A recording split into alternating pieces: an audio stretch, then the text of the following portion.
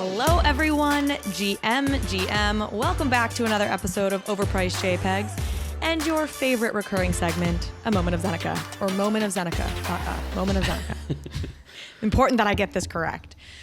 We are going to talk about all the things today, the macroeconomic situation, the continuing bear market, and the, kind of stability of NFT market. We'll see. I'll get your thoughts on it. And then we're going to talk about VeeCon, where I was, Goblintown, which has been sweeping your Twitter feed, Moonbird's Oddities, Chimpers, OpenSea. I mean, so much to get into. There's been a crazy amount that's happened in the past 2 weeks since you and I last spoke. Which feels like 2 decades, as it often does. But this one, I think, feels like longer than usual. I know. It really feels like we haven't chatted in so long. It's great that we're here at the mics. All right. Yeah. Well, as always, though, before we get into all of the things, we need to hear a word from our lovely, lovely sponsors. It's increasingly obvious that everything will become tokenized, and NFT marketplaces needs robust financial reporting, performance analysis, and the peace of mind that they are compliance ready. GILDED's NFT Ops is a one-stop financial reporting solution for growing NFT platforms. GILDED has developed marketplace-specific modules to track the financial performance of NFT creators, including revenue tracking, collection metrics, royalty payments, and revenue share. Customers of NFT Ops gain full access to accounting tools and powerful APIs for custom integrations that simplify operations, streamline reporting, and produce tax-ready data. So no wonder why so many top brands like CoinMarketCap, Gitcoin, Nifty's, and POAP trust GILDED to automate complex reporting workflows. Visit gilded.finance/bankless to learn more. RARIBLE is the NFT platform that's leading the charge into the multi-chain universe ahead of us. Available on Flow, Tezos, Polygon, and of course, Ethereum, RARIBLE is the perfect place for NFT newcomers, profile picture collectors, and experienced NFT traders. RARIBLE has a variety of NFT features that set it apart from other NFT marketplaces. They have a native messaging function allowing you to DM your friends or haggle with sellers. They also have a mobile app on iOS and Android with a built-in NFT portfolio tracker tool, so you can easily check the value of your digital art portfolio. RARIBLE is built on the RARIBLE protocol, a multi-purpose, open source, and community-governed NFT protocol that helps build products and services across the NFT ecosystem, including white label marketplaces tailored to specific NFT communities. So go to rarible.com and start discovering and trading NFTs, putting in floor bids to join PFP communities, and DM with some brand new internet friends.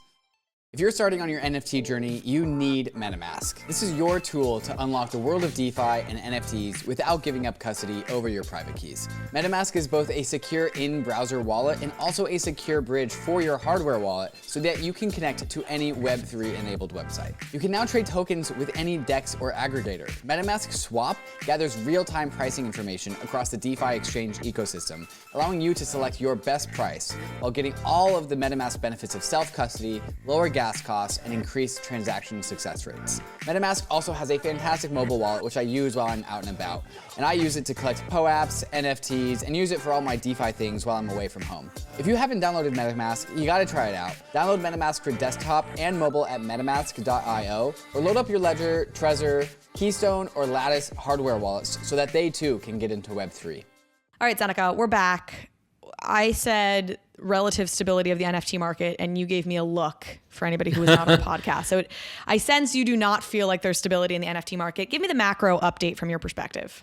Yeah, well, it's sort of like stability in both the NFT market and sort of like the crypto market. And up until, like, if we recorded this 12 hours ago, I would have been in much more agreement, but sort of woke up today and ETH was down, I think, 8%, 10%. It really just crashed.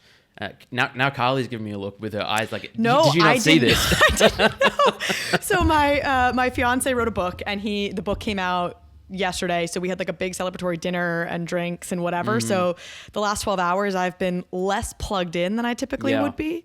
So cool. Got it. Market crash. This is why we don't celebrate or do anything but track crypto markets at all times. Right. It's it's come back a bit. So it's been basically sitting at 2K. Well, ETH has been at 2K for like since we last spoke 2 weeks. And that has certainly been relatively stable, and the NFT market's been doing various things. But then, today ETH was at, I think it hit 1750 at one point, so it was down 10%. Now it's back to 1900. And again, who knows, by the time this recording goes out, it could be wherever. But let's assume it settles around 2K, because that would be a nice result. And I think that, everyone would be happy, and I can sort of speak more to that than who knows, whatever speculatively could happen.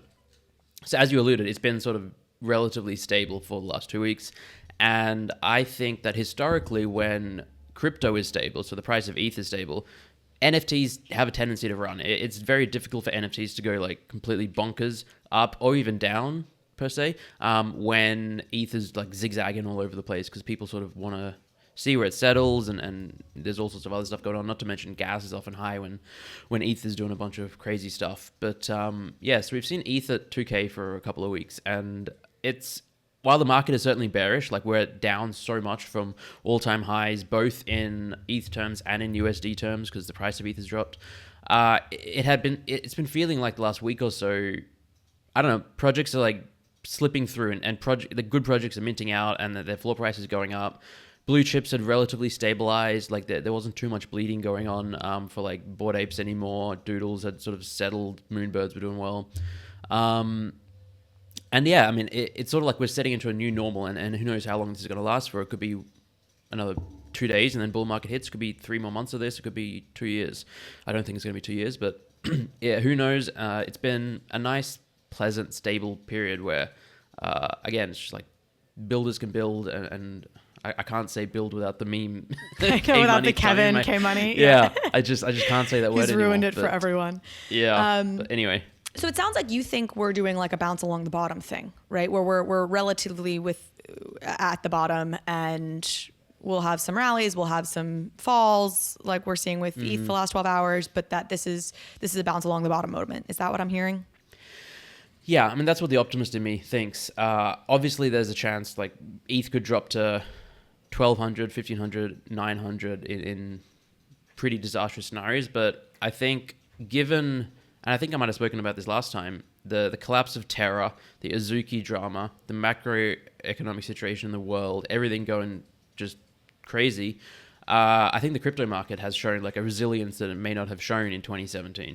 And that's sort of like, it's like this support level at, again, 2K-ish, that to me fills me with confidence, and just sort of like, not even looking at metrics, this sentiment check, hanging out in Discords, talking to people. A lot of people who are bearish, even they are saying, all right, now I'm going to start buying, or like I'm setting in like dollar cost average sell orders in, laddering down at this point, and I'm not going to try and time the bottom, but and catch a falling knife, but I want to like start buying in because it seems like a good turnaround, and there's a lot of good buying opportunities. So yeah, bounce across the bottom is my gun to my head. I would say I feel this is bottomish, but obviously no one really knows anything. I would distinguish between NFTs and ETH, in this case, or crypto, right? Largely, as markets mature, their bottoms get higher, obviously, and their fall in percentage terms gets lower. Like ETH fell, whatever it was, 95%, I think, in the last bull then crash market. And I don't know what it's fallen from its max here. I think it's 70% or 65 or something in that range, which is obviously a good percentage bit higher than the 95% it fell the last time. But I think you're seeing other alt ones fall more along those, or, those layer, one kind of Terra, Luna fully collapsed, but Avalanche, whatever, some of these others having these steeper falls, which I think is a result of their being newer, right? So Lana fell bigger because of the new ecosystems, and if they survive it next time around, the next crash, they'll fall less. Like people have been talking about this in terms of Amazon, right? Amazon fell 95% during the first, tech bubble collapse, and then every time there's been bear markets, it's fallen less and less till now. It's obviously a deeply stable company in many ways. NFTs are weird because NFTs are newer, right? They're not Ethereum. They haven't been around in the kind of market that exists today since 2014, the way Ethereum has, 2015. So I have been surprised that they haven't fallen further. Obviously, you have some projects that I just basically have no liquidity and are dead, and it almost makes me nervous that there's more of a crash to come because it feels better than I thought it was going to be. And that just makes me very nervous. I also think if you want to make the super bear case, Michael Burry, do you know who Michael Burry is? The bot. Yeah. I'm thinking Dr. Burry. Sorry. Michael Burry is the one, he got famous because of The Big Short. If you've seen that movie or read that book, he basically called the 2008 crisis. Now, he was way too early, but he's like this freak, right, who was literally reading the details of the mortgages that had been given out. So he could quite literally see that like all these mortgages had been given to people who really could not afford their mortgage. And so he was like hand picking mortgage-backed securities, like these that he wanted to bet against, because he could see that the underlying, like that the people who had bought these houses like couldn't afford them. So he was like hand-picking the ones that he thought were going to fail. And of course he did very, very well during 2008 because he just shorted basically the whole subprime mortgage market. And he's making the case that we have still much further to fall, and he's looking at the equities market in particular and showing that like we're still like above historical averages, and that if we fell another 50% or something, you would still be in line with some historical averages. You know, I'm no Michael Burry, but again, I'm sort of a cynic. So like I hear somebody who I respect make that case and I'm like, that's it. Further to fall. So anyway, I'm a little bit bracing for there's still more pain ahead, and that this isn't just bounce along the bottom, though. I think ETH is probably, I don't think ETH will go below like 1,500. I think ETH is actually probably close to its bottom. Long rant over. It really is interesting when you look at NFTs, because like every NFT collection is sort of different and distinct and sort of has their own little micro market. But also it's like, there's this strong correlation with ETH, and then it's like, maybe it's fallen, let's say Bored Apes have fallen, I don't know, almost 50% from their all-time high in ETH terms. But then if you look at it in USD terms, it's like 70, 80, 75% or something. It's really, I mean, gone down a lot, same with punks and stuff. So I mean, obviously there's always more room to fall, but I think, if Bored Apes and say, Moonbirds are probably down the same. They're down 40% in ETH terms from all-time high, and then maybe 60, 70% in USD. That's a pretty sizable drop. And these are like the better collections. There's so many lower tier collections that are down 80, 90% from their all-time high in ETH, and then so it already is at the 95% mark if you look at it in USD terms. Obviously, there's more room to fall, but I don't know. NFTs are so strange to me because, and I know this is a dangerous way of thinking, but they're just so unlike any other asset market. Like the emotional connection people have, the fact that you only need a few thousand people deciding, hey, I don't want to sell at below this price, and have a strong community. They're almost like mini cults, and it's really strange. But it's you just need a certain number of people going, I value my Goblin at 2 ETH. I'm not going to sell it less than that, or a Bored Ape at 90. And there's basically just, if there's no new sellers, then even if there's no new buyers, the market's not going to crash necessarily. Yeah, but if there are no new buyers, price becomes an illusion.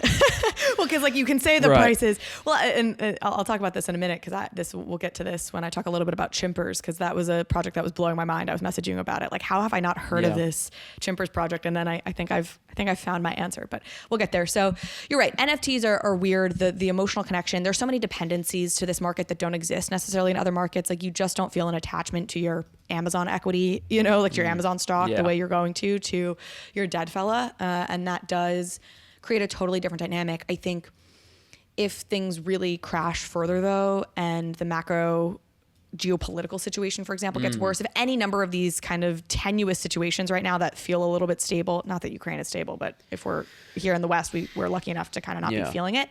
If they get a little bit worse in any way, I think that,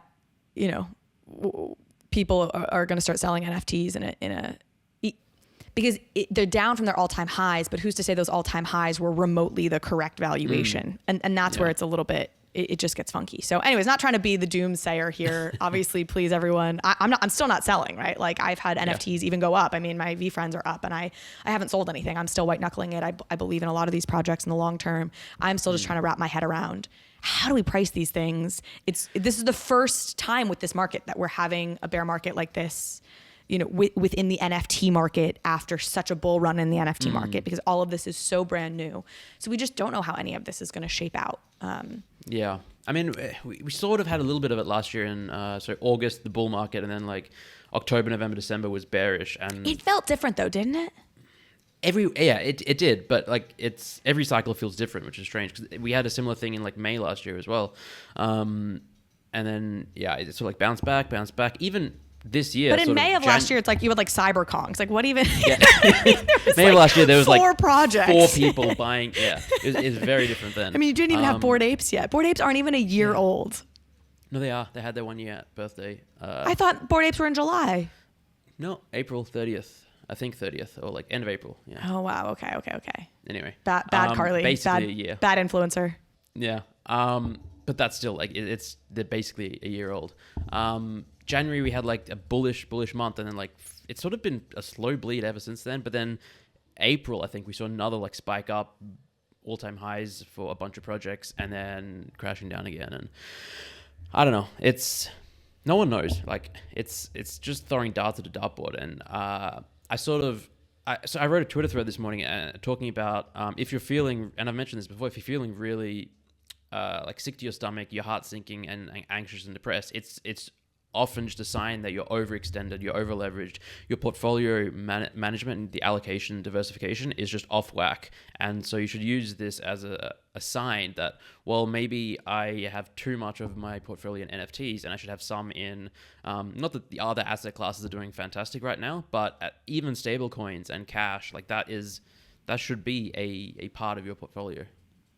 Yeah, absolutely. I mean, I learned that lesson this time. I had enough of angst when it felt like there was a night there where I really was like, is this all going to go to zero? Like, like, is it literally all going to be wiped out? And it of course wasn't. But in that moment, I was like, ooh, okay, I'm feeling things that indicate to me that I let myself get a little bit too deep in this hole. And it is a great, if you're fortunate enough that you're still paying your bills and all the rest of it, like, it's a good learning experience and it's something you can take forward with you. Last thing I'll ask on this macro front before we move on to some of the specific happenings going on in the world in NFTs today. Are you tracking the merge at all and have any thoughts on that and the price of ETH? I have some thoughts.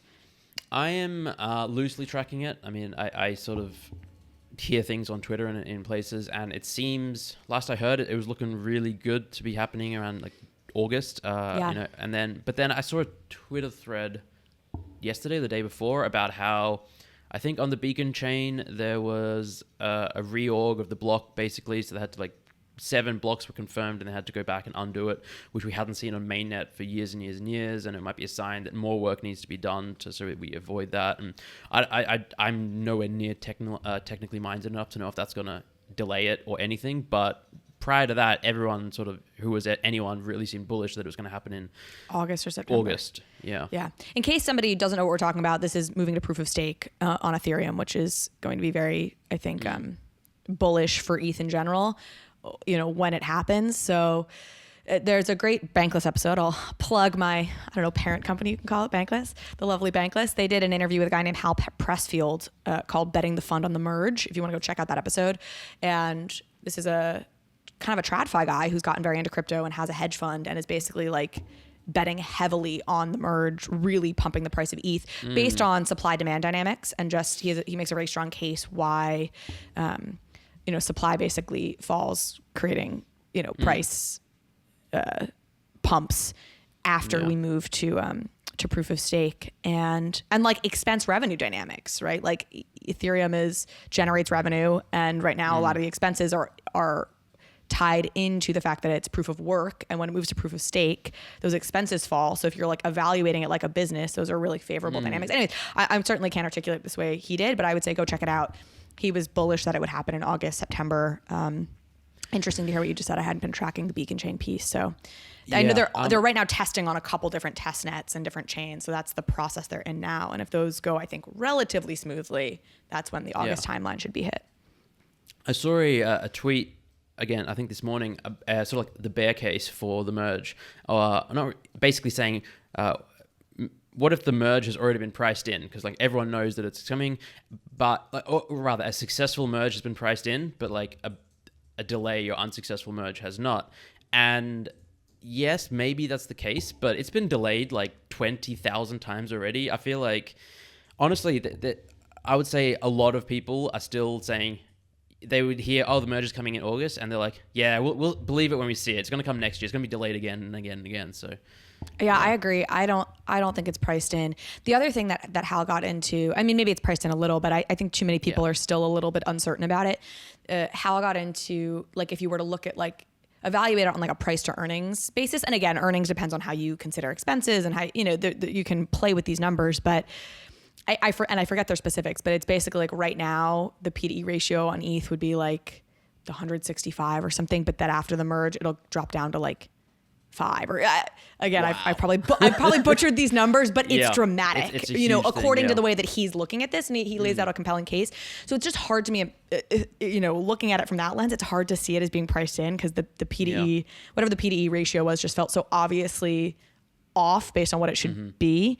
I don't know. Go listen to the Hal Pressfield episode again, parroting some of this. So always go direct to the source. But wanted to address that because I feel like the NFT market isn't talking about it that much, but it's certainly going to impact us. So yeah. Okay. Any projects you're eyeing right now? We sort of talked about this each time we've been at the bear market. Or every time we've talked during the bear projects market. that are dipped. Existing projects that you're like considering buying. Has your strategy changed at all? Or are you still white knuckling it? I'm basically holding. I'm selling goblins because I bought a bunch of them and they've gone crazy. That's hilarious that you bought all these goblins. I want to talk about that. We'll get into that.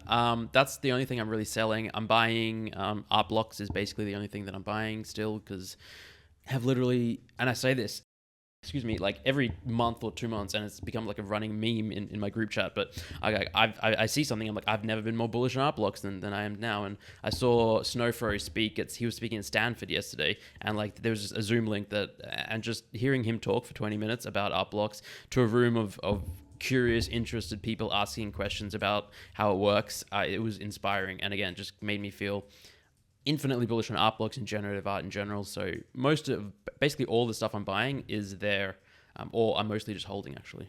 Yeah. I'm interviewing Snowfro at Consensus. So if y'all are going to be at Consensus, oh my God, come hang out. Wow.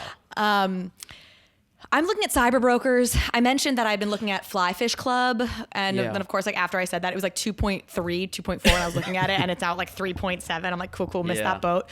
Cyber brokers, it's down like 2.3, 2.2. Yeah, I actually bought one. Getting tempting, you did? Yesterday. That was when the goblin floor flipped this. I was just like, this is ridiculous. I sold goblins and bought cyber brokers. And I'm probably what was the goblins high? Is that like 1.2 last time I saw it? 1.2? 2.5, I think. Oh my God. Yeah. And it's over 2 still.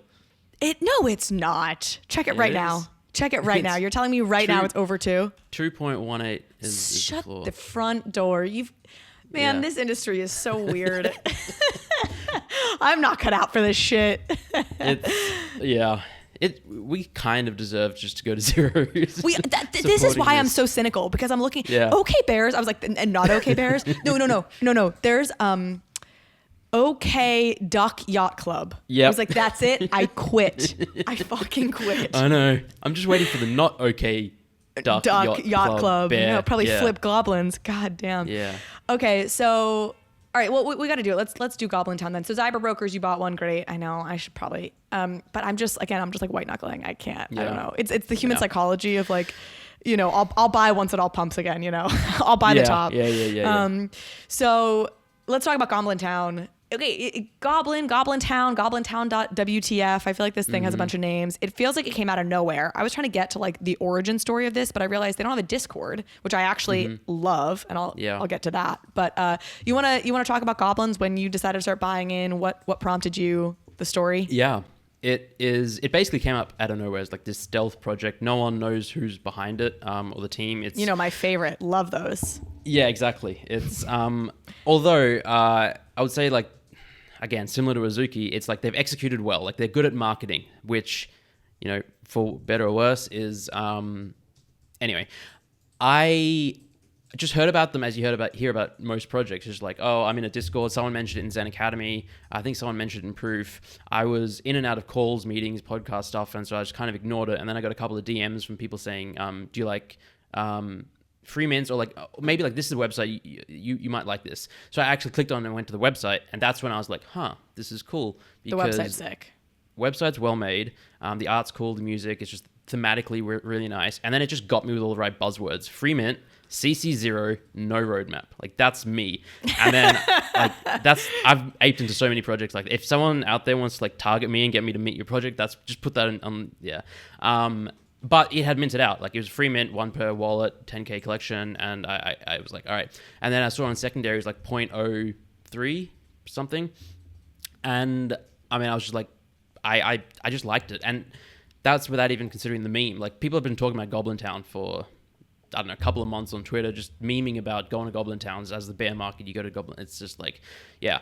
And wait, I need you to explain that more. I haven't seen that. So Goblintown is just like a term for the bear market? Kind of, yeah. It's just like we're going to, I don't know exactly where it originated from. I think in Lord of the Rings there's a Goblintown, and it's just like, yeah, I don't know exactly the etymology of the meme, but it is etymology of the meme. You know, the memeology, whatever, the origin story. It's great phrase, the etymology of the meme. Yeah. But I had heard it like 50 times on crypto Twitter over this year basically. And so power in memes, it's I would just almost never bet against memes. And it was also at a time in the market where everyone was sort of down and depressed and just like they wanted something fun. And again, free mint is just like that's a good thing. Like, people aren't like, the team was not going to make any money unless the project did well, basically. So I think that maybe that's why people were more happy to support an anonymous team. And obviously they made just a ton of money off royalties now. And they kept 1,000, which... I can tell you exactly what they've made off royalties as of last night. I was doing some math on this. You did some math? Yeah. I think I did this right. So the average price of it so far, that's what, OpenSea will show you the average price. The average price is like 0.32. Mm-hmm. Does that sound low? I think that's probably right. Maybe, but average price on OpenSea. Yeah. Oh, but that's just OpenSea, because there would be other marketplace. Anyways, on OpenSea it was like average price 0.32. There'd been like 5.7 that, or 5,700 trading volume, multiplied that together, and then. I don't think you have to multiply the trading. You just look at, it says OpenSea has volume traded, and like right now it's 9,400 ETH. And that's just the entire amount of sales. So it's just like whatever the royalty percentage is of that. So 7.5%. So I fucked that up. 9,400. Think I'm so clever and I way overcomplicated it. Cool. Yeah, you did. Anyway, they probably made about like 700 ETH from OpenSea in secondary. Damn. Yeah, that's way higher than I thought. Because I was trying to do the math, and I did the math stupid because I wasn't thinking the volume traded was literally an ETH, but you're 100% right. And so I was like, wow, they've made way less money than I thought they would have. Well, great. Hopefully, Hopefully, y'all just learned something about how to calculate this. Everyone's like, "Yeah, we already knew how." You're the one idiot who was like trying to do like extra math on this. Okay, so 700 ETH. Yep, made a killing. Yeah. No, but they kept 1,000 for the team as well, which that was the one thing that I was like, I'm okay with that if there's no royalties. Yeah. But and which obviously the team should get rewarded if they produce something and it does well. I think doing both is a little greedy, even for a free mint, but that's nitpicking. Anyway, it took off. The community loved it, memed that, ran with it. There was a Twitter Spaces last night that was literally the most fun I've had in a Twitter space in history. It was just goblins talking goblin talk and just making goblin sounds. And then, like, oh my god! Yeah, it reminds me of the ape clubhouses where people. I was never actually in these, but I've heard that back in like early days of the Bored Ape Yacht Club, people would just make ape noises, and then goblins were doing that, and then like people would come up and like ask a question, they'd like, and then they'd just try talking normally, and then they'd just be like human, and then just really just stay in character, and then was K it the Money got up there Goblintown and, team? Yeah, the Goblin Count Twitter account, and then I don't know who else was up there, just a bunch of people with Goblin PFPs, whether it was community members having fun or the team members, but yeah, then K Money got up, and then there were like 2,000 people listening a space for like hours of just the Goblintown community team just making sounds at it was like 6 a.m. for me, and I was couldn't to tune out. It was fun. It was wild. Wow, that's hilarious. Look, I'm with you. I like the bold in your face. This is what we are. This is who we are. It's what I loved about your Zen Academy thing was you were like, yeah, I'm literally promising you nothing. Like, don't buy this if you don't have the money for it. Like, like just like anti-marketing on your part of just like, this is quite literally, I'm telling you exactly what this is going to be and you should know exactly what you're getting. And then, you know, and what you're not getting. And, so they're sort of like, it's a free mint. Royalties are 7.5%, right? Like we're holding 1,000 of them. There's no Discord. There's no roadmap. It's CC0. Just like, fuck it. Like that. Do whatever you want. I really respect that kind of very upfront vibe. And it was incredibly well marketed. In terms of the website was great and all the rest of it. So I fully respected the project. If you're going to do a free mint, like and you're going to be really upfront about everything that you are and you aren't, like I don't hold you responsible for then whatever's going to come later, right?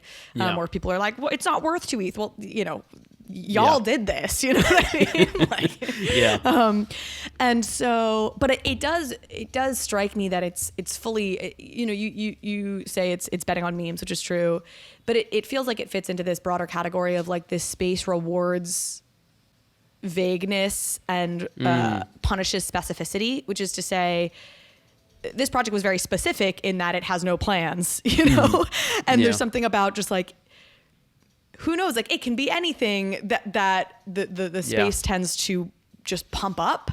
And then projects that have a very clear map of what they're trying to do actually end up getting sort of price suppressed relative to these other projects that pump for that. And that I find to be a strange dynamic that I don't love about the space. Now, we haven't figured out how to price things in. Like if you are making a movie, if you are making a show, what does that mean you're worth? It's hard to know. But this did feel like it fit into that broader challenge. There's also there's been these like rumors, like it's part of Fluff World, it's part of Yuga. It seems like all of that is sort of unconfirmed. One seems, it was probably the biggest one and people were running with it for a while. Maybe some people still think, I don't think it's at all affiliated. It just seems very unlikely. Yeah, just to me, but who knows? The Fluff World one, I think Fluff World or the team behind Fluff World, they have their own Goblin project and it's like an entirely different thing. And I think people just confuse the two.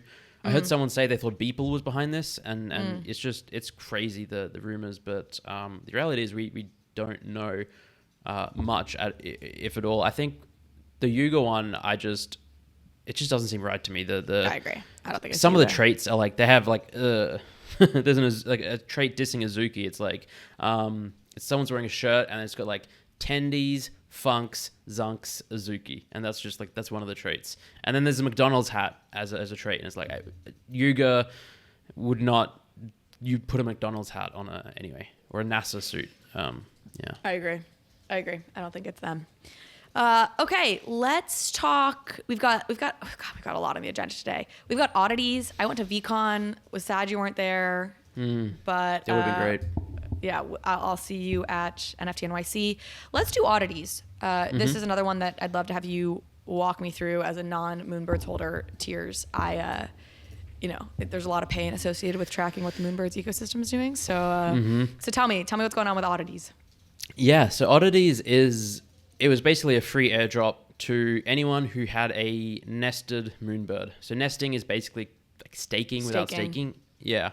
It doesn't actually leave your wallet, but they want to reward people who... The basic idea, I think, behind it was they want to reward people who have held their Moonbird for longer. And I think Kevin's analogy was like, if someone bought a Bored Ape just for Ape Drop, they got the same amount of rewards as someone who held from day one. And so anyway, they said if you're...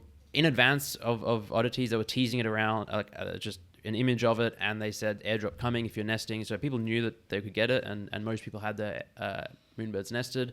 And then they just airdropped these, what are they? They're like... Pellets? Pellets, yeah. Like, and Oddities, I think, are bird vomit, or is sort of what I'm which is insane that it's so valuable. But... prior to the airdrop, Kevin was talking about how this is an artist that's like, everyone knows the artist and et cetera, et cetera. And then afterwards, it was revealed the artist is Gremplin, who was just a super OG prolific artist in the space, the Cryptodes project. Nounsdao. Nounsdao, one of one art. Yeah, instrumental in Nounsdao. Also an advocate of CC0, by the way. Big advocate. Cryptodes was like the first big CCs. Well, I guess it was that and Blipmaps. I feel like were the Blipmap was early technically two. first, but Cryptodes Okay. I think is the one that had the Shortly biggest after. narrative around it. Nouns maybe. I can't remember if Nouns was CC0 at launch or they decided to be that way later on. Anyway, I think I don't remember either. I was gonna say they voted later, but that was also Blipmaps voted later That to was be CC0. Blipmaps, yeah. So I'm now conflating them all. yeah.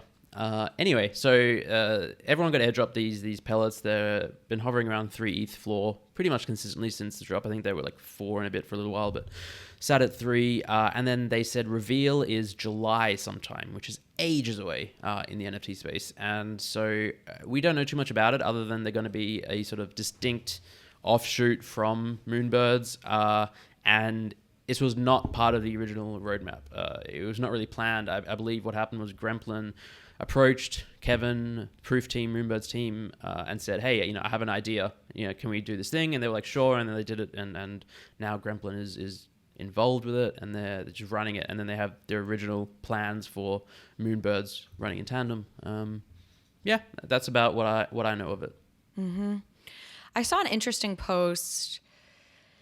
I think it's Dado, who is lovely on Twitter, and it was basically making the point that Cool Cat's Genesis, they're down to 3 ETH. Basically, Cool Cat's Genesis, I mean, the tweet, I'll just read it out. It says, would you rather have a Genesis Cool Cat's NFT, third generation Owl Vomit, or 4th generation Digital Land?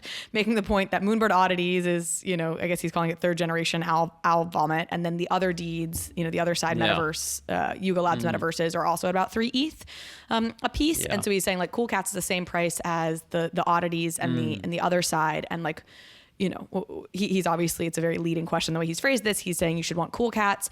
I feel like I'm the only person on earth who seems to be as fascinated by the Cool Cats thing. Like they're at 3 ETH. They were like once considered such blue chip. I feel like they're just like, I think I've used this terminology. I feel like they're like the ugly stepsister of NFTs now. Like they just like fell into oblivion. And I'm so confused by the fact that there's not more conversation around it, or am I just missing that conversation? Yeah, I mean, I think there's some conversation, but it's not a massive topic. They've just sort of like slowly faded from just relevancy. It seems like, which is obviously sad, and they were just such a they were considered the blue chip. It was Bored Apes, it was Punks, Bored Apes, Cool, and then the third position was like Cool Cats, Gutter Cats, and then Cool Cats sort of broke away and like sort of had that really high floor for a while. Had great plans, great branding around the family friendliness and et cetera, et cetera. They're doing a lot of cool stuff. And then I think sort of whether they did this or not, but the community certainly thinks that they sort of went all in on this Cooltopia idea, this game, this layer 2, the cool pets, the milk token. And almost however you look at it, that has been sort of a disaster. Like, I don't want to call it a failure because the whole market is down and who knows where it's going to go from here. And they have shipped a product and people do say the game is fun. But in terms of like timeline, it was meant to be in like end of January, I think. And there was delay after delay after delay, issue after issue. And then I think people just kind of got fed up with tracking it and staying on top of it. So that, and then when the game did finally get released, it had been so far along that there was so many other things happening in the market that it just didn't capture the attention as it would have back then. And I mean, and they also did some, I think, again, I'm not 100% sure, some crazy thing like 2 months ago where they sort of increased the secondary market royalties on the collection just to sort of increase revenue. And they're like, well, to fund the game development, et cetera, et cetera. And they got a lot of backlash, A, because community hates when projects do that, but B, it was like, well, you didn't even ship a great project and now you want to increase royalties. That just seems backwards. And they had the whole drama about the CEO quitting, or they brought a CEO on and then they left or something. And then, the CEO left and now they're looking for a new one. Yeah. So let me ask you, I mean, I take this question seriously. If I'm sure you have all 3 of these things, but I know you do, right? But if you weren't Zeneca with all of your ETH and fancy NFTs and things, like on the merits, which would you rather have, a Cool Cat, an Oddity, or an other deed? Piece of land? I've actually been asked this question like 4 times this week, just because a lot of people are wondering this in my Discord and stuff. And I say, when I'm not dying, is Oddity. That's just my pick. It's close. They're all, I think, still great projects. and having exposure to the Yuga ecosystem is fantastic, but it's one of 100,000, soon to be 200,000 plots of land. And that to me seems just, I mean, supply and demand is just crazy. And I then also am very down on land sales, which I've now ranted about several times on this podcast. But and then, so okay, let's say Cool Cats and Oddities. It's almost like Cool Cats are on the way down, clearly, and they've fallen a lot. The attention is not on them, and it's going to take, it's really difficult to bring the attention back onto an existing project, short of massive announcements and collaborations, versus sort of a just recently launched project, an upcoming project. They have the reveal still to come. And it's just like this year has been kind of all about Proof, Moonbirds, and our Oddities, the Grails project. Everything that they're doing is like really executing on a high level. And even in the bear market, both the Proof Pass and Moonbirds have sort of been, I think, holding up better than any other project, percentage-wise. And it's exposure to that ecosystem. In some way, it's not an official, well, I don't know where it sits in like tier levels, but it's certainly very closely affiliated with the whole thing. And to me, again, I'm I can't speak today, extremely/extraordinarily bullish on Kevin Rose and Proof and Moonbirds and that whole ecosystem. So, and Gremplin is such an OG artist. So Oddity is my pick. Yeah, I think I agree. And part of it is I have a cool pet, which I've talked about before. I still haven't figured out. I just haven't taken the time to figure out how to hatch the thing. So it's still just an egg, which is part of the problem. Is it just feels a little bit, I don't know if it's their fault or my fault, right? Like that I don't know how to make my cool egg a cool pet or whatever, But so I'm a little bit in that ecosystem already. So I want to be in the Kevin Rose ecosystem, and I'd also go probably Oddity. Let me ask you this, because I've been somewhat bullish on Cool Cat's ability to at least have another pump in them or something. And part of that has been on the basis of seeing like pudgy penguins come back to life. Right. Yeah. But how much do you think, I'm curious if almost like what happened with pudgy penguins was this like fast fall from grace where you had this community that was still really active, holding the bag, upset and feeling like, oh my God, this is, I just lost a bunch of money and it crashed really fast and whatever. And so there was all this eagerness for it to come back to life and the community to rally around it, where Cool Cats just sort of had this slow descent of probably many of the original holders kind of selling off as things weren't happening. So you don't have this community desperate for a rebound. And therefore they may not have the same, like the community may not have the same hunger for a resurgence. What do you think of that theory? Yeah, I mean, I think it's a good theory. And I would say for most projects, would probably hold up true. Cool Cats, I would say, probably are an exception because of just how popular they were, how strong the community was, and still is. Like, I don't want to dismiss the community. Sure, there still is a strong community, and they're doing a lot of cool things. And I really, like I said before, how difficult it is for a project to turn around and get the attention back on them. They really need a big announcement and thing. Cool Cats is certainly the project that can do that. Like, they have such an identifiable brand. Klon, the artist, is just a wonderful person and just, really passionate about the project. And, I think I've heard a lot of sort of criticism over the last few months talking about how they shouldn't have done the game. And they had such a perfect family-friendly brand. Why aren't there Cool Cat branded shirts in Target, Kmart, whatever shops? Why aren't there, just whatever events or TV shows, comics that are family-friendly, educating people about NFTs via the Cool Cat IP? And I think they have valuable IP still if they do something with it. Put a good team together, launch something that can really go mainstream. I think that can and probably will rally a big push at some point. Yeah. Okay.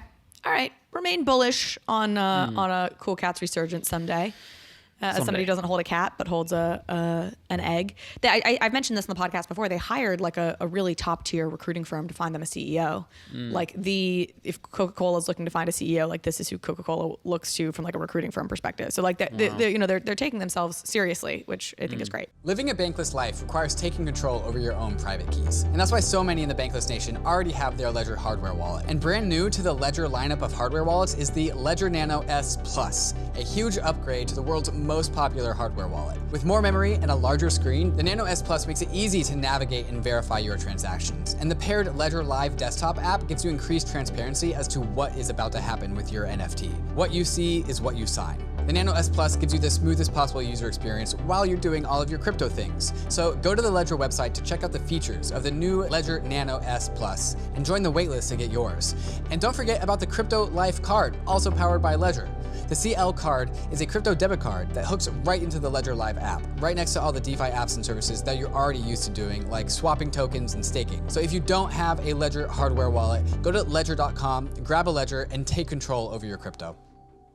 If you're starting on your NFT journey, you need MetaMask. This is your tool to unlock the world of DeFi and NFTs without giving up custody over your private keys. MetaMask is both a secure in-browser wallet and also a secure bridge for your hardware wallet so that you can connect to any Web3 enabled website. You can now trade tokens with any DEX or aggregator. MetaMask Swap gathers real-time pricing information across the DeFi exchange ecosystem, allowing you to select your best price while getting all of the MetaMask benefits of self-custody, lower gas costs, and increased transaction success rates. MetaMask also has a fantastic mobile wallet, which I use while I'm out and about. And I use it to collect POAPs, NFTs, and use it for all my DeFi things while I'm away from home. If you haven't downloaded MetaMask, you gotta try it out. Download MetaMask for desktop and mobile at metamask.io, or load up your Ledger, Trezor, Keystone, or Lattice hardware wallets so that they too can get into Web3. Okay, let's talk VeeCon. I don't know. I don't have like a great hot take here. It's funny. It was awesome, and I feel like probably the stuff you've been seeing out of it has been like really bullish and positive. Yeah. It's funny. I went from Permissionless, which was the Bankless Blockworks, more DeFi-centered conference in Palm Beach, to Minneapolis to VeeCon. So I went straight from one to the other. And I was moderating panels like basically every day for both of these, in some cases like multiple panels a day. So I basically just like spent that week like moderating things and then like prepping to moderate things. And in some ways, moderating panels I found like even required more legwork, it felt like, than interviews, for a couple reasons. One, interviews are like one-on-ones, and so I'm like researching one person. It's pre-recorded, so if something goes poorly, you can redo.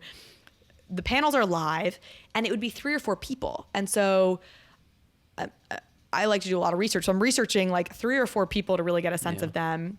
And then trying to think, how do I have 40 minutes, or in some cases 25 minutes for a panel. How do I make sure each person gets to talk enough? Like, you can't go too deep with any of them. Anyways, this is not supposed to be a Carly event session. It was lovely. I feel so grateful to have gotten to do all this, but it's all to say, like, I really didn't experience either conference that much. Yeah. I spent most of my time at VeeCon kind of behind the scenes, which was fun because you got to see a lot of cool people. I got to see like Snoop when he arrived, and Snoop Dogg arrived like I would hope and expect Snoop Dogg to arrive, which is like an entourage of people and somebody's bumping like music, like some like rap song. And Snoop just like rolls up tall as shit in like a awesome. leopard print like thing, and just like is just like everything you could want Snoop Dogg to be in real life, just like actually chilling. And you know, so some other kind of big celebrities were there. You got Eva Longoria, Huda Katan, who I got to interview. That episode came out yesterday. She's incredible. She runs a multi-billion-dollar beauty brand, and just is such a genuine NFT fan. Like you can tell she like actually just loves this stuff. That's so cool. You know, it was in the I guess the Viking Stadium. So massive stadium, just really good vibes and energy. I got to do some events at night, but I tweeted about this. Being an introvert, like it really was. I was like, I did the panels, I prepped for the panels, I did like some level of schmoozing, and then I was just like, oh my God, I need to just go wrap myself in a blanket and stare at a wall for the next like 5 hours, you know? So, I hope I'm not disappointing people without any more hot takes, but it looked awesome. That was VeeCon. It was great. Yeah, it was great. It looked like, and talking to people, it seems like it was just the most well-run, fun event for NFTs that most people had been to, that I've spoken to, and that's huge. It was incredibly well executed, and I will say, as from a speaker perspective, you know, they paid for all of our travel, our hotels. It was like, you know, a car came and picked us up from wherever we needed to, took us to the airports, you know, drove us back. Like from a you know, being sort of a part of the event perspective, I felt so taken care of. Like I haven't had that for any other conference. I'm always paying for my own travel, paying for my own hotels, whatever. And so, you know, that level of detail kind of shows in the end product, I think, if just really well handled. You can tell, I mean, it's obvious because Gary has been to thousands of conferences, and so he knows what it's like being the speaker, and just, I'm sure knows what makes a good experience. And he's fantastic. And And one of the big takeaways, I don't know if this has been part of the chatter, but he, or like, on the final day, he announced with Snoop that they're collabing and that anybody who still holds a VeeCon ticket is going to get access to that collaboration. Yeah. So it's that I think he's constantly trying to show people what's possible within the NFT space. And, he's said on a number of occasions, ticketing being this big opportunity for it. If you happen to be at the World Series game and your ticket's an NFT and you can now resell that, World Series game where something big happens and it has value down the line. Exactly. So I think he's doing that. He's forcing that here by saying, hey, we're going to have a long tail for anybody who has these tickets. And so he is obviously very bullish on the Gary ecosystem. Yeah. I had an inkling that might happen. But I was also a bit bummed because I gave my ticket away and then I was like, because I wasn't going to attend and I missed the opportunity to sell it at like 1.5 ETH or whatever, and it got down to 0.1, 0.2. I was like, I'm not going to sell it I'm just going to give it to someone who needs it. And then this news happened and like the floor price went back up to almost an ETH and I was like, damn. Yeah. But then I think it came back down a lot. It's down to like 0.4 now. I that was like one of those golden moments where like I sold the top. I had 2 tickets and I sold one of them for 2 ETH. Like literally the top of the top, and then still have one, so which is great. So I'm gonna take advantage of this, whatever this Snoop news is. Okay, I want to talk about Chimpers. I want to talk about FXHash. Did you want to say something that was something you had sort of flagged as just being exciting, happening in the world of NFTs? Talk us through the FXHash. Explain to people what this is for anybody who maybe isn't familiar. So FXHash it's basically a platform where artists can release, sell generative art, and collectors can buy generative art. It's similar to art blocks, except it's a platform that releases generative art, but there are at least two massive differences. The first is it's not on Ethereum, it's on the Tezos blockchain, which has pros and cons. A lot of the pros are transaction fees are basically zero. It's way more environmentally friendly, and so a lot of artists and collectors appreciate it for those two facts. Cons might be there's a little skepticism about how relevant it's going to be in 5, 10, 50 years and all that kind of stuff. And the other big difference is there's zero curation. So art blocks you have to apply, and then they have 3 different sort of collections: the curated, playground, and factory. And depending on what you're trying to release and how your application goes, you'll be eligible into one of those 3 basically, or one of the 2. And it's very difficult to get, say, curated on art blocks, but even factory, a lot of people apply, not that many people get through. Whereas FXHash, anyone can release anything. And it's this interesting, it allows for this really interesting mechanic of like price discovery, because in art blocks, there's sort of the platform them saying, hey, we've curated these artists and these collections. We think that they're valuable or different or innovative, and the community, and there's sort of like a limited supply. Like a lot of people said art blocks had oversupply, and that was a big issue, prices coming crashing down. FXHash has infinite supply. Like there's just constantly hundreds, thousands, tens of thousands of new pieces of art dropping every single day. And then it's sort of like the community gets to dig through, find the gems, follow the artist, see what they release, see if that artist has released 50 collections already, and maybe that dilutes the value because of the supply, or maybe they're all amazing collections and the collection sizes are different. So sometimes with art blocks, what happens is that an artist might say they get an opportunity to release there, but they might not know if they can ever release there again, and then they try and release like an edition that's like 1,000 mints or 500 mints, obviously because they can capitalize and get more money, and it might be their only opportunity. In FXHash, you get artists releasing collections that have like 20 mints, 50 mints, 10 mints, 100 mints all the time, and it leads to a different type of generative art curation and collection. Anyway, that's sort of what it is, and it's just been blowing up last 6 months, but especially the last 1 to 2 months, and sort of prices are going like 10x, 100x, 1000x in some instances. Yeah. I mean, we're seeing this broadly. I think we have other L1s that are doing well right now in the bear market. I think for the first time, Magic Eden, which is the Solana marketplace, exceeded OpenSea for daily volume of transactions. It feels like this bear market is bringing some energy to some of these other layer ones who have lower gas fees, just a different value proposition. If I'm not mistaken, I cannot buy. I was trying to buy some FXHash pieces and I couldn't get on the Tezos chain, I think in the United States, or maybe it's just the state of New York. New York has very restrictive crypto laws. And when I was trying to get like a Tezos wallet and buy Tezos, it was not available to me. So y'all can correct me if I'm wrong, but I'm I'm certain you're wrong about the United States because I have US. friends in there, but I'm not positive about New York itself. Yeah, I would find that strange. Yeah, but, I'm in New York and not allowed to buy Tezos from exchanges. Now that was November Wow. of 2021. I don't know if that's changed, but I last year was trying to get on FXHash and I couldn't basically enter the That's a ecosystem. I think if you use like a VPN and you can hide your, you can basically hide your location. Yeah. I mean, it's illegal at that point, but I think there are people who do that. But Maybe yeah, you could use a bridge, frustrating. like instead of buying off an exchange, buy from someone or have someone send you Tez. Oh, it well, seems but- crazy to be illegal to own a cryptocurrency. yeah, I think it's buying. Yeah.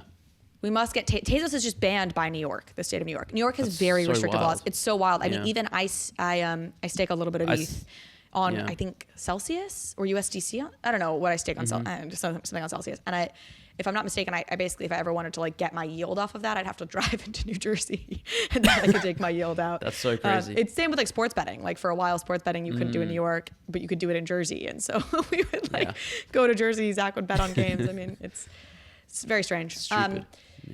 Very stupid. Oh my gosh, I can't believe how much more we have to talk about and how limited we have time-wise. Okay, Chimpers, I'm going to go through this. Was there anything else you wanted to say on FXHash blowing up? People should check it out.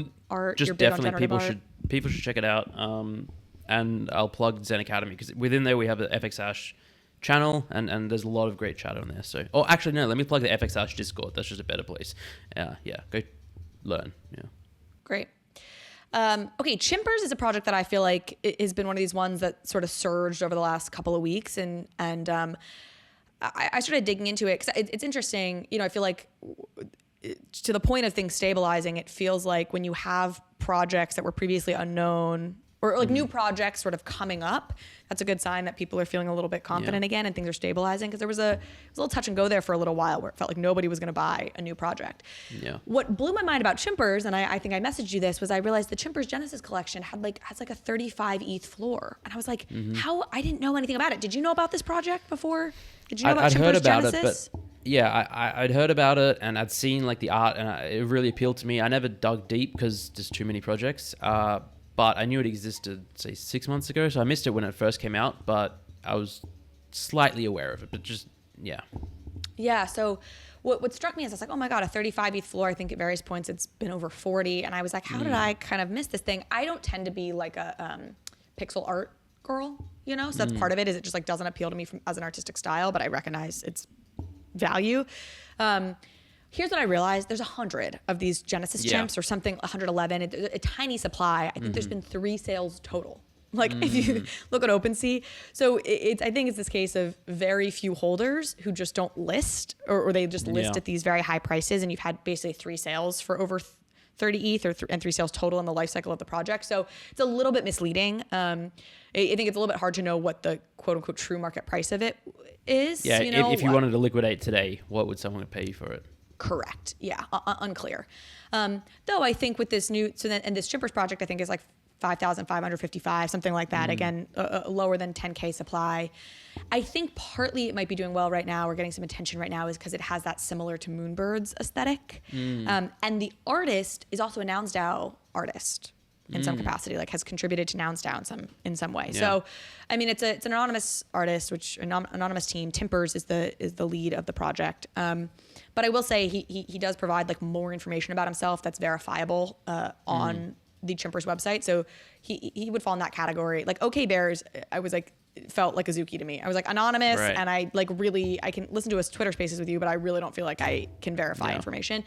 Chimpers I felt a little bit more comfortable with. So anyway, I wanted to just flag that project. Its collection's doing reasonably well, and it was just a case of like dig a little bit deeper. If you see these really high floor prices, sometimes there's more to the story than what you see. Do you think you'll buy in? Any other?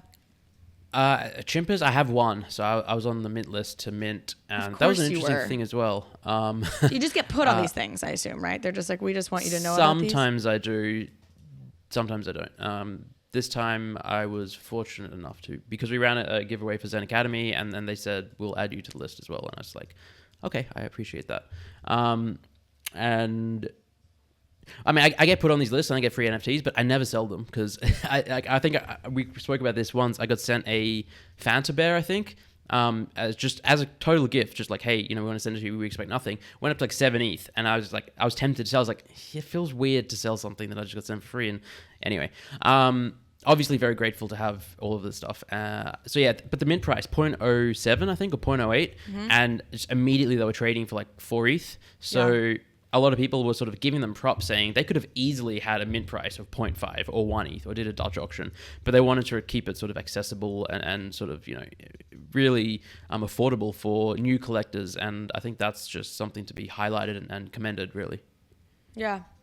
Yeah, talented. It seems like a talented team. They, again, you get a vibe. It's got that 90s like video game feel to it, and very sort nostalgic. It's very nostalgic, and the artist is obviously talented and very in the space. So, other projects I wanted to talk about: StarTrek NFTs. This is another case where I was like, look beyond the curtain. There's more to this story than meets the eye. Have you been tracking the StarTrek NFTs at all?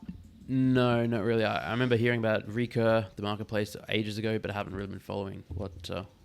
It's big news, right? Star Trek NFTs should be big. Yeah, they launched with Recur. I interviewed Zach Brush, actually, who's one of the CEOs and founders of Recur at Permissionless, and they put out this big press release that was like, we sold out in 5 minutes or 7 minutes or whatever. But they had several tiers to the drop. They had Admiral ships, which was like the highest tier, and some of this information, John, my good friend John Rogers, who feeds me all the juicy tidbits, he really tracked this down. So, and there was 5,000 of those that were these Admiral ship level. That's what sold out in minutes. But you had the second tier that was like captain ships. They had 15,000 of those, and I think only like 3,000 sold. Okay. And then you even had this like overflow tier that had like an extra 2,000. That was like an overflow tier, which I think all of this was set up for the press release, right? They put out a big press release after saying they sold out in minutes. So clearly they were sort of trying to gear everything towards the press release. And if they had sold out everything, they would have been like, we even sold out our overflow, supply. Yep. But here's the even, I think, more interesting piece, or the takeaway on this. So that Admiral ship tier was basically, you had to have a recur pass to mint at that level. So it's people who are clearly like very NFT native, because they would have bought a Recur pass when Recur launched, which was pre even announcing a Star Trek anything. And so it seems like really you don't have a lot of Star Trek fans that got into this, And here's the other thing that I think, there's a couple learnings I'm going to flag for folks, but I think this was something that, again, sort of coming from John. He said, first of all, he knows some people who are at like the Star Trek convention. There was some Star Trek convention that happened recently where they sort of announced this partnership. There was very little buzz among any like kind of the Trekkie community. And then also all of like the really good ships that are from like the original Star Trek were in that Admiralty tier where you needed the Recur pass. So it seemed like maybe it was a strategy to get Trekkies to like buy into the Recur pass. But the end result was basically that like the general fans that were going to buy into this like captain ship level, like it was all the kind of side ships that are on like the spin-off shows. I don't know. I'm not a Trekkie. I don't know how to say this, but I think the learning, I think you hear this from founders a lot. It's just making sure that every tier and all of the rarities are cool and desirable, and that what can happen sometimes is you have this too much of a stratification between like the upper tranches are really sick, and then like the floor ones kind of suck, and then people go and like look at your collection on OpenSea or wherever it looks shitty, and I feel like that's maybe a takeaway that the Recur team should have here, or the Star Trek team or whatever, because it seems like they really struggled to sell out those kind of second tier ones because it really aren't the ships that the fans would want. And then it also feels a little bit like they didn't optimize this for bringing new people into NFTs. They sort of optimized it for the Recur fans who are maybe already in NFTs. So it's a shame. I know. Like just the opportunity that you use a Star Trek IP, you could just do so much incredible stuff. And I'm sure they will in the future, but I'm sure they will too. I think it also, like, I don't want to give them too much of a hard time. Like I think it's also early. I mean, Batman had the same thing. So I missed this, but Batman did a Bat Cows. I guess it's Paramount did like an NFT called Bat Cows, where it was like the Batman like faces or something. And they, I think, had a supply of like 100,000, 200,000. They had a really big supply, and they sold out like 10,000 of them. And it was a timed thing. So like after the window closed, that's it. That's all there will ever be. And I've been talking about this with John Rogers. He has his thoughts as to why it didn't sell out and the ways they maybe could have made it better and on and on. And I think it's more about like the macro. Like I think we are just a little bit early for some of these like beloved brands. The Star Trek people are gamer people who probably are like skeptical and hate NFTs, right? And there was, you know, only so much that the team could do to really lure them in. And I say this because with the Bat Cowls, I missed this, but they'd actually linked in me. I saw this well after the fact, like asking to do a Twitter space with me. To like talk about what they were trying to do. And I watched some other interviews with them where they're like, there is utility tied to this. They're giving people tours of studios and like, by and large, I think they're actually really trying with the Bat Cowl to do it well. You know, and they still didn't mint out. And I really do think it's just still quite early for a lot of these traditional fandoms to be getting on board. And I think maybe that's the reality. No, I agree totally. Yeah. So I do feel for them. I do think in this case there were some shortcomings that could have been improved upon, but and hopefully will in the future.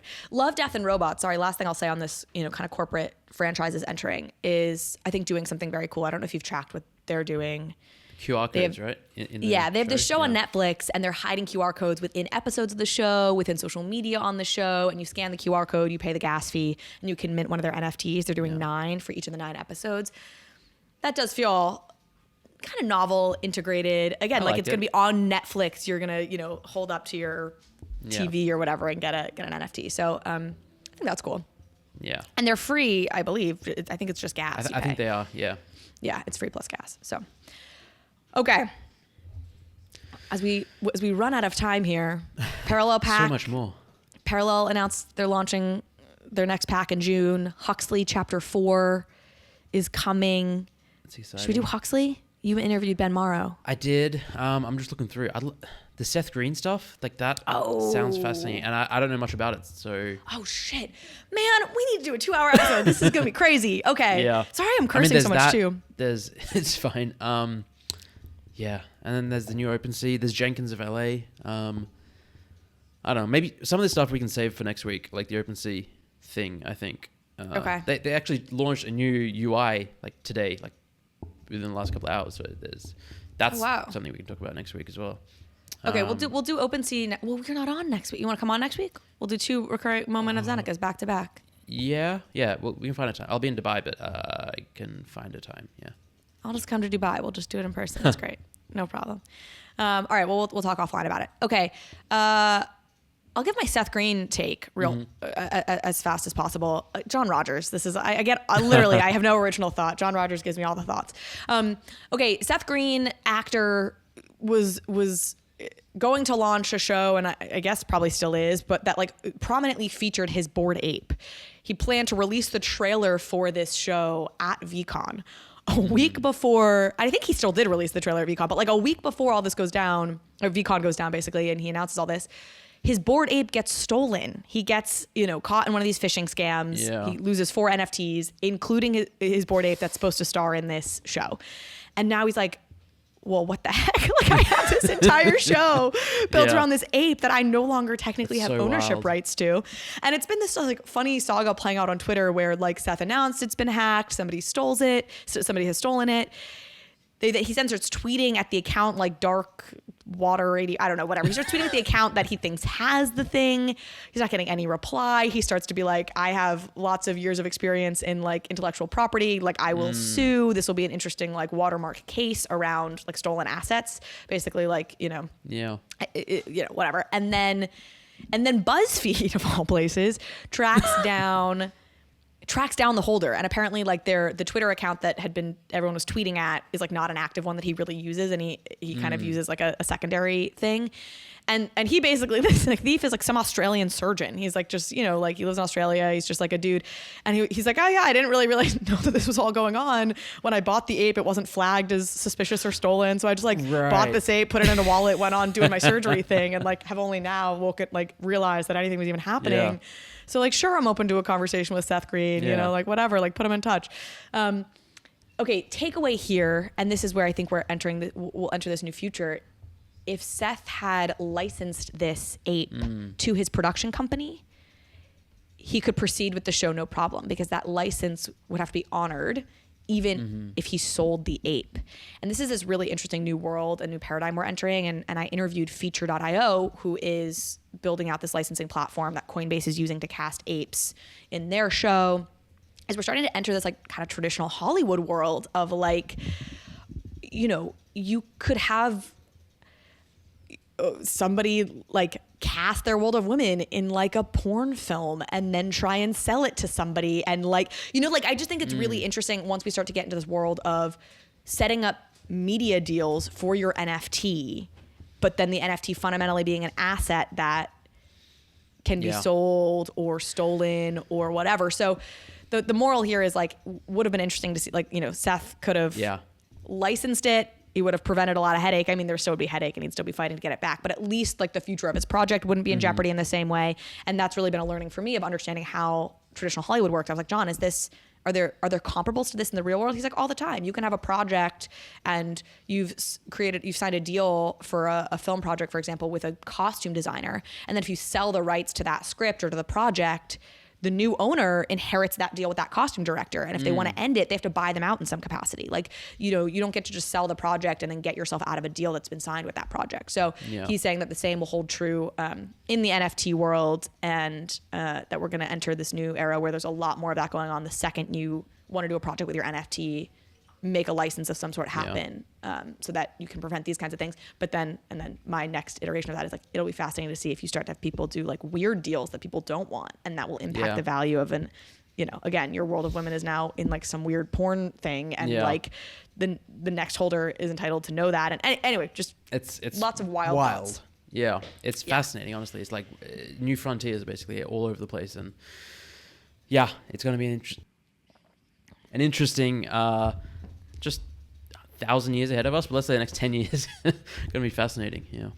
And this will happen. Like, you will have a major project where like one of the characters is involved in like some like, you know, like thing that a future holder would not want it involved in. And I think it'll be really interesting to see how that plays out for the project as a whole, right? That's obviously the concern with a CC0. It's the concern with, you know, these really expansive rights projects. Well, I think it's awesome, and I think it opens all these new frontiers. I think there are long-term brand risks that are associated with that. We're doing a CC0 panel, and you're going to be on it. We're just Jimmy. I'll shout him out. We're trying to Jimmy's wild man schedule is what we're trying to coordinate around. So we're going to debate it because Jimmy's a little bit anti CC0. You're pretty pro. We got DC Investor who's pro, and then I think we're bringing in the former general counsel from Lucasfilm to kind of take on to be with Jimmy. And so I think it'll be a really good panel. Yeah, that'll be awesome. Okay, that's my Seth Green take and where the world is going. Thanks for hopping on as always. Thanks for listening, y'all, and have a great weekend. Thanks for having me.